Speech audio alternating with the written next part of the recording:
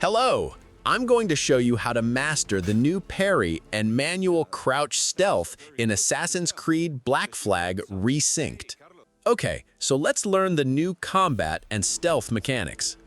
First, let's talk about the parry. When an enemy is about to attack, wait for the blue flash to appear above their head. This is your signal to press the parry button at the perfect time. Don't spam the button because the timing is much more important now. Once you get the timing right, you can instantly counter your enemy and take them down faster. If this video helps you, please like it, leave a comment, and don't forget to subscribe. Now for manual crouch stealth. Instead of Edward automatically hiding behind objects, you can now crouch whenever you want.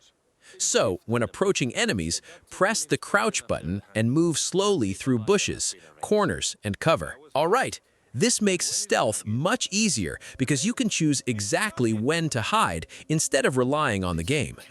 And that's how you master the new parry and manual crouch stealth in Assassin's Creed Black Flag Resynced.